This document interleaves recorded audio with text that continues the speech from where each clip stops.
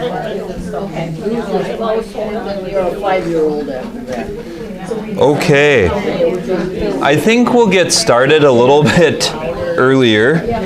I've heard some good conversations, and I always hate to end them. I think you guys very well could do some of the stuff for Bible study on your own. There's nothing magical about meeting together. Like, you could pull out the thing and look at the questions if you have some friends over and you wanted to. So we were going to start with forgiveness. It's right after the deliver us part of the Our Father. That feels a little bit right now that I think about it.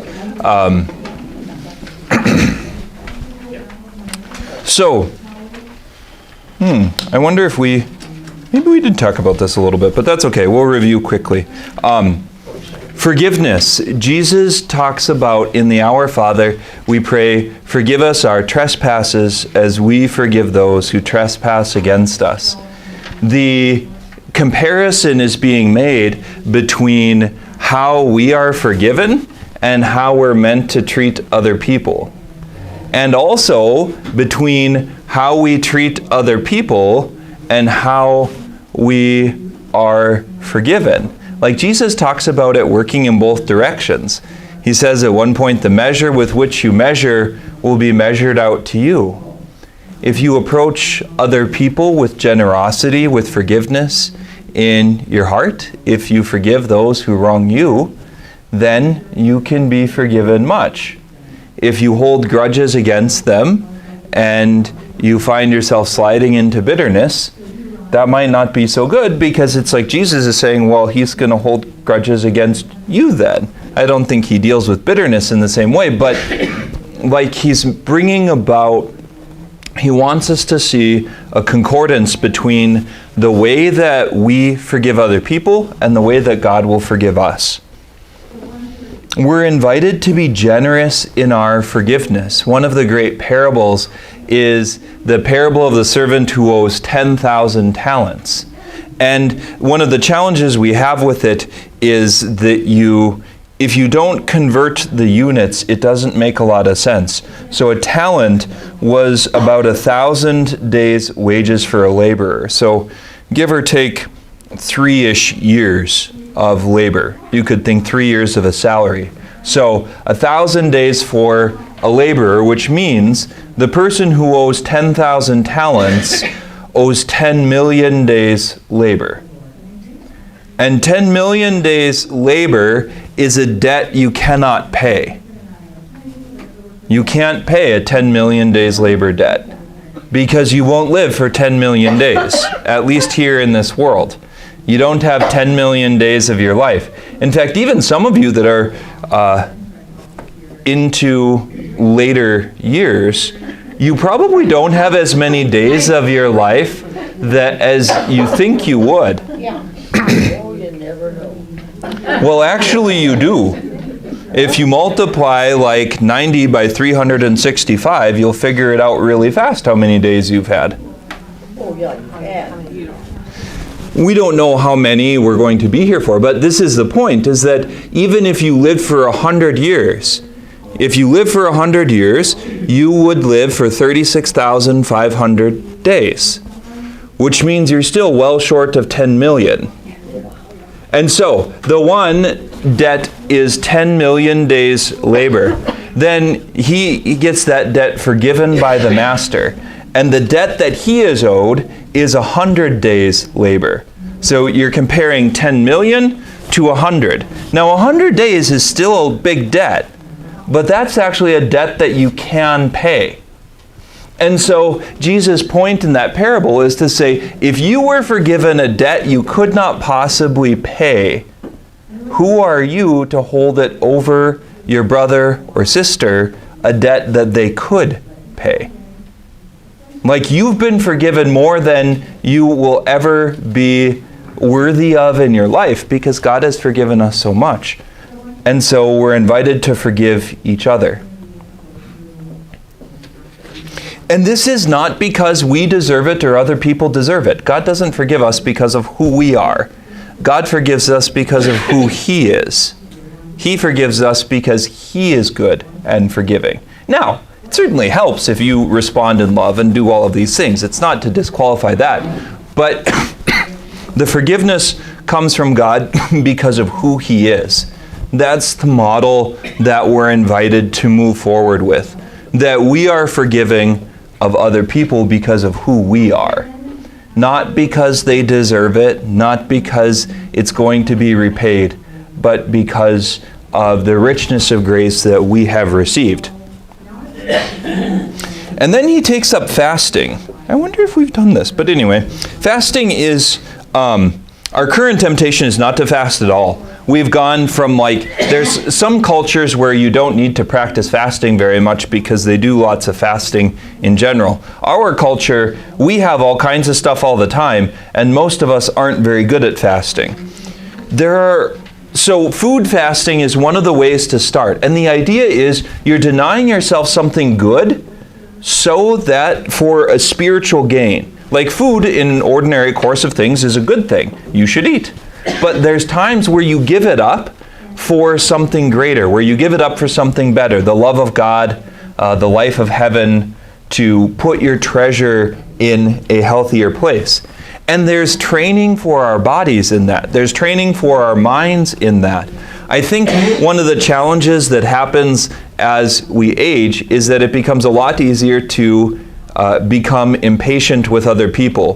When things don't go your way, you act dramatically more about it. That's a great place to think of fasting. To let go of impatience. To be kind and generous with people. Again, not because they deserve it. We get caught up in that all the time. Well, they don't deserve it, you know. I was told that I was going to get this at this time. And it's like, you probably were. And you probably should. It might be owed to you. But is it really that big of a deal? If God has forgiven you and me all of my sins and all of your sins, what is it to wait 5 extra minutes for your hamburger? You know? And you start thinking about it and you start to realize we get caught up in this stuff all the time. We get caught up in ourselves. That's why fasting is so important, because it's mortification of self-will. That will inside of you that says, I want it my way and I want it now, needs to die, because that will can't go to heaven. In heaven, there's no I want it my way and I want it now. It's, Lord, I give you everything, and that's it. It's surrender. Now, it doesn't mean that God is never going to return the favor. You never get your way, but we have to learn to say no to things because we turn into monsters. If you want to make a kid into a monster, give them everything they ask for. This is important as grandparents. You can't give your grandkids everything they ask for. They turn into monsters.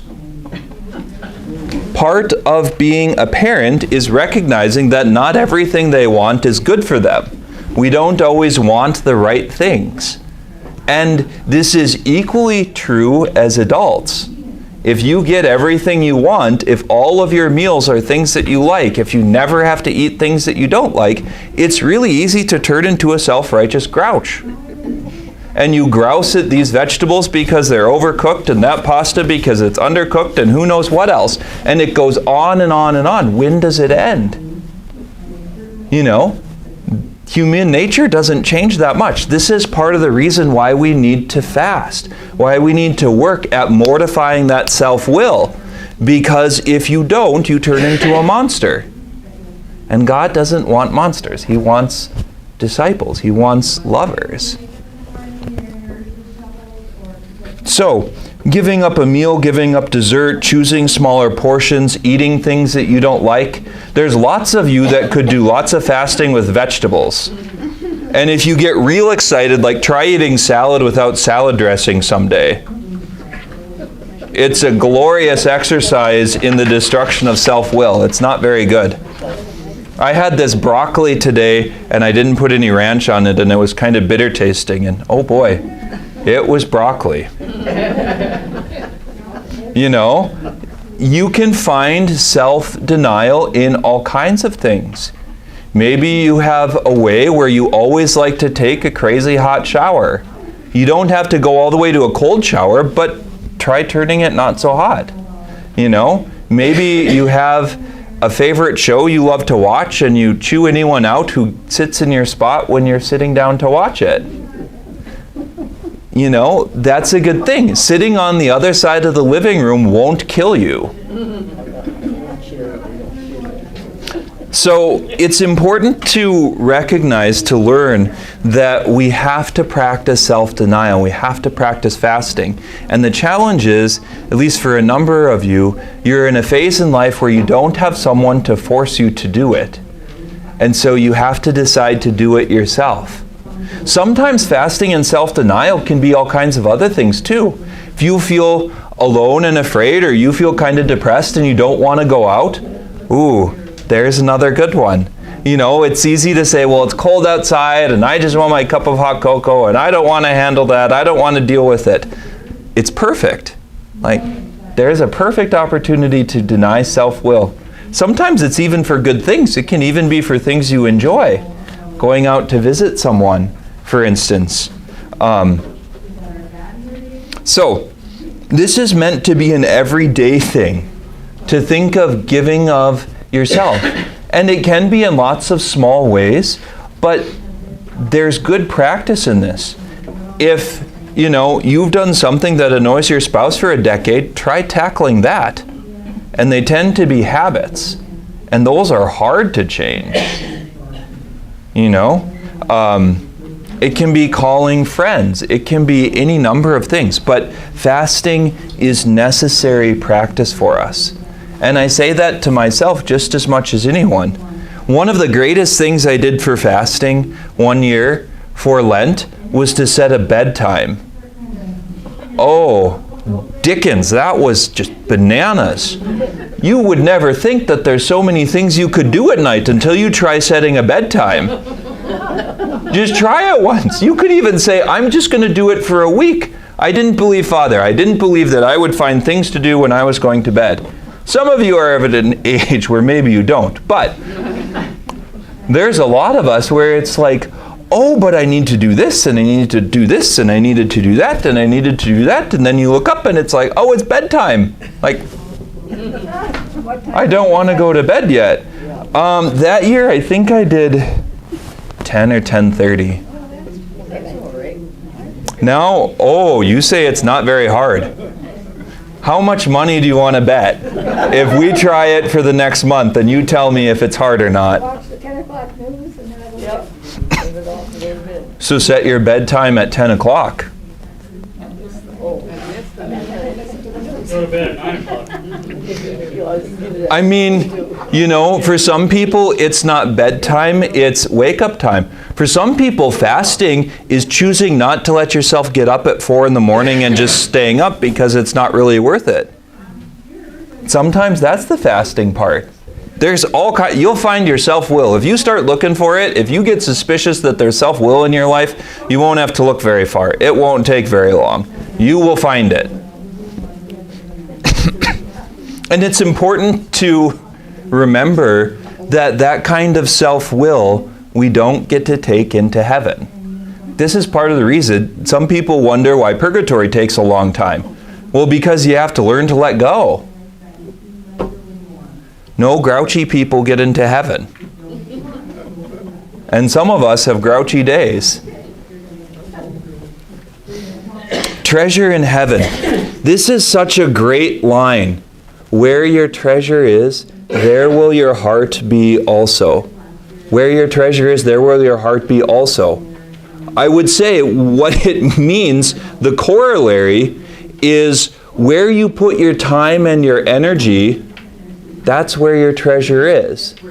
And some of us have this problem that we have a divorce between the person that we like to be and we like to think we are, and the person that we actually are.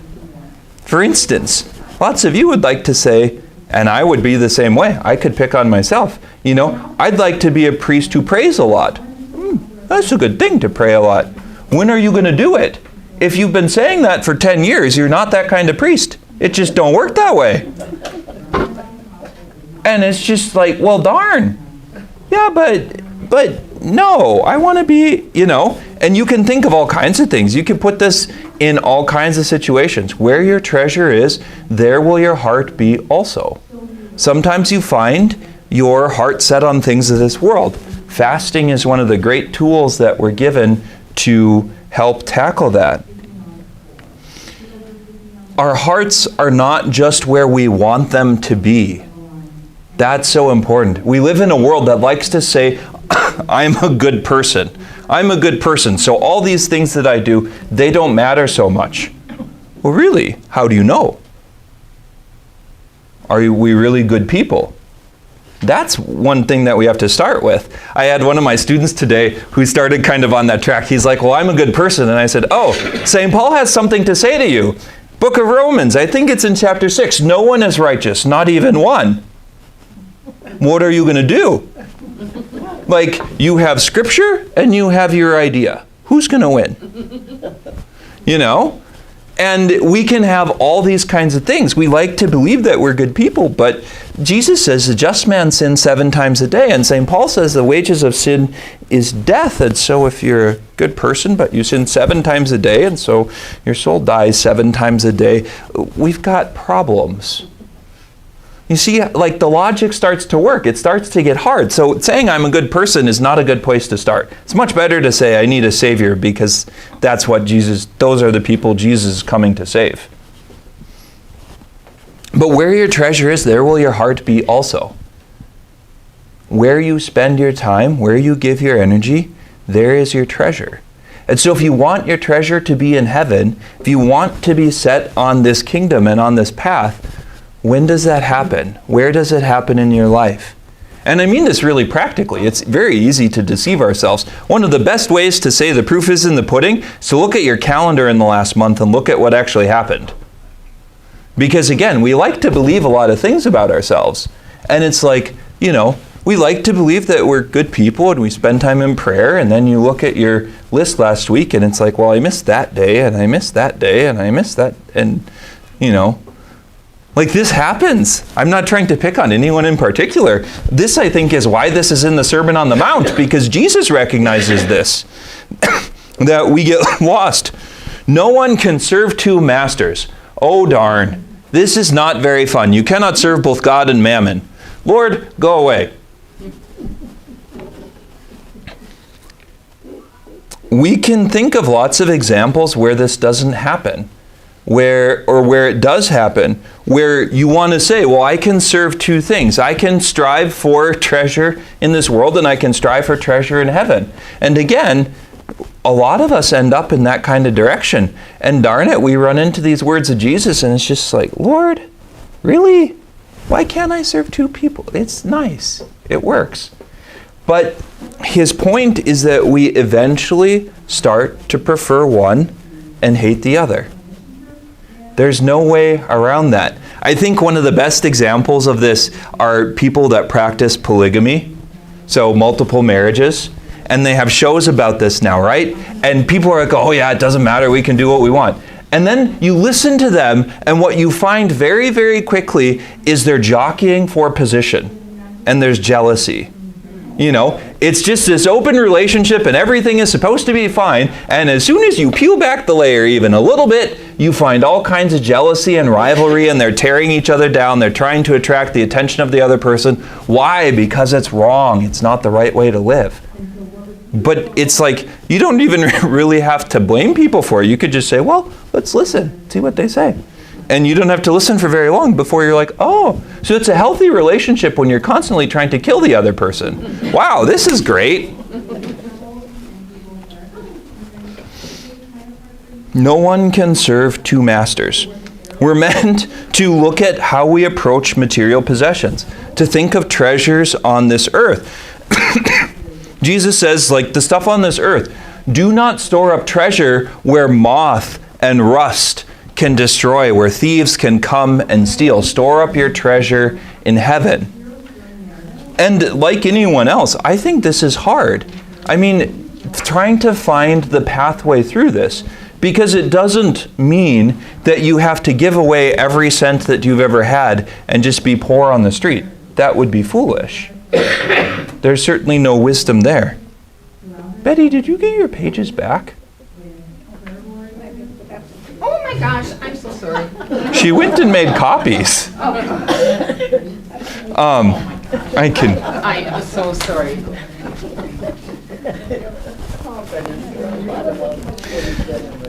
Store up your treasure in heaven. And there's hard, this is hard here. How do you navigate this well? How much is God calling me to give when it comes to material possessions? That's something we certainly have to wrestle with. But it's not the only place where we have treasure. It's easy to start limiting this to material things. Sometimes the treasure that you have that you can give the most of is your time. Sometimes one of the things that can be most treasured is making phone calls to people who annoy you and spending time talking to people. Why? Because you feel like you're wasting it and you have to confront that self-will. There's a reality on this, and it's easy to start storing up treasure here in this world. I think it happens to us all the time. Sometimes it's good to think of, like Jesus talks about, invite those to your house who are not going to repay you. Invite those to a meal who aren't going to reciprocate. Where you're going to have to give, you're going to have to pay the bill, and they're not going to return the favor. That's a lot harder. You know, he talks about inviting in the poor and the lame. Matthew eats with tax collectors and sinners. You know, he throws a party at his house. This is probably a loud party full of drunk people, and Jesus likes it. It's like, I don't like that very much, Jesus. No, you should have a different idea. Darn it. You know, you would think, who does Jesus preach to? Well, the people that come to church. And you read the gospel, and it's actually the opposite. The people that come to church or the synagogue don't like him, and the people on the street do. This is just not the Jesus that I like very much sometimes. Because the rubber really starts to hit the road when you see the person standing on the side of the road with a sign, and you're annoyed. And it's hard. And it's like, well, they don't deserve it, or maybe they're going to use money for bad things, or maybe they could get a job, and a million other thoughts can go through your head. And, oh boy, store up treasure in heaven. Give not because of who they are, but because of who you are. That's a lot harder. And I don't pretend to have the answers to this. I don't pretend that this is an easy thing. There's difficulty here that we have to encounter and wrestle with.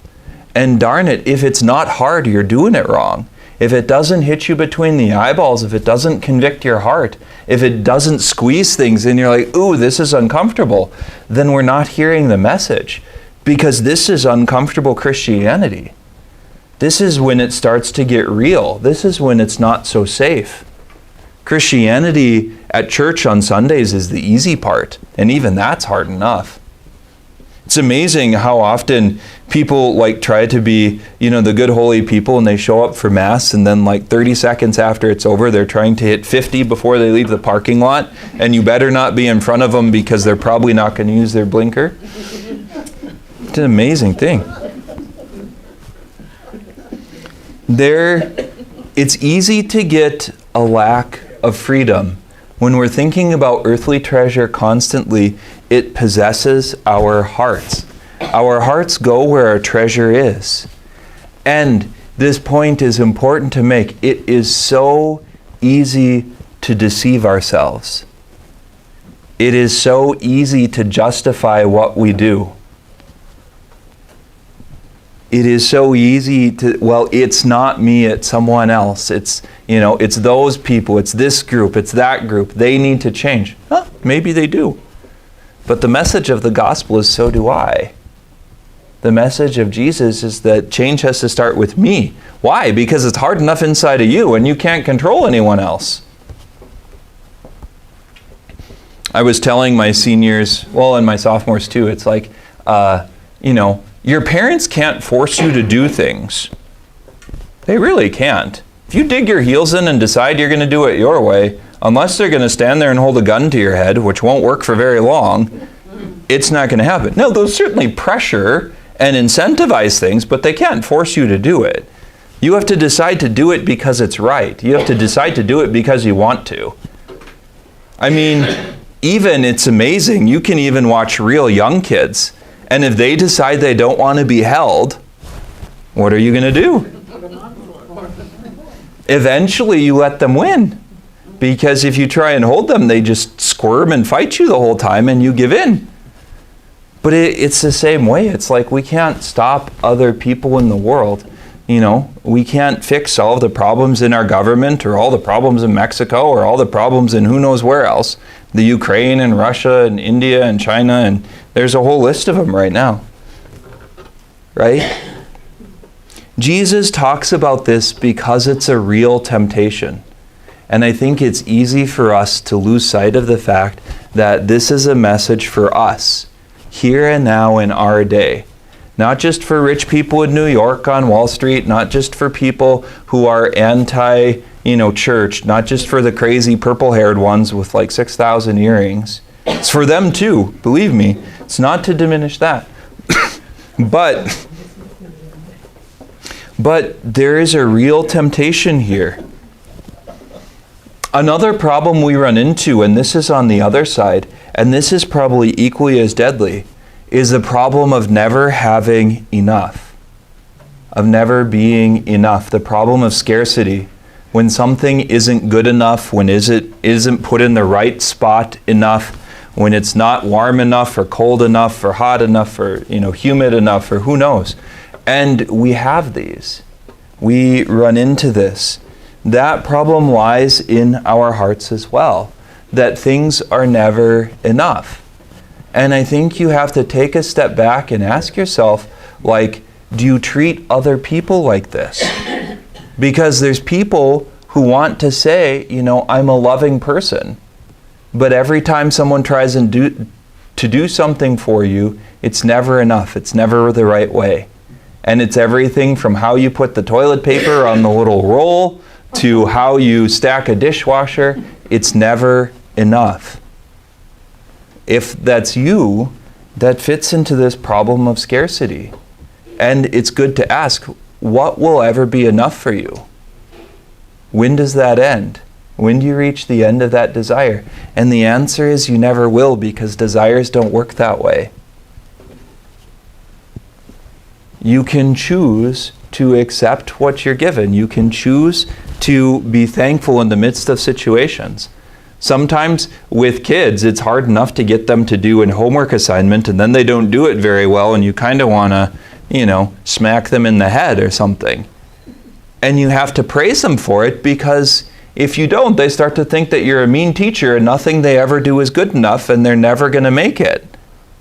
And it's a hard balance. It's like you have to be encouraging to support them, but you also have to be demanding enough that you can't leave them sit where they are and just be bums, because if you ask high schoolers, school would never happen and they'd never get taught anything. And that's not good for them either. But it's a big thing. Lots of us live in a world which is really, really backwards. We live in the wealthiest, most powerful society that has ever existed on the face of the earth, by far. By hundreds of thousands of times. It's crazy that even our poor people have enough food. And if you read anything about history, you will discover that people died from starvation all the time. Most of us have never known a famine. I'm scared for our society when we actually have one, because it's going to be bananas. We've never actually had to deal with starvation. And that's crazy. You now never even have to worry about droughts and not being able to get coffee. And that's crazy. You might be grousing about how much it costs at the grocery store, that's true, but you can still buy coffee every single day of the entire year. And you've probably had that for your entire life. Now, maybe you can't buy the nice coffee, and maybe there's some of it that's too expensive, fair enough.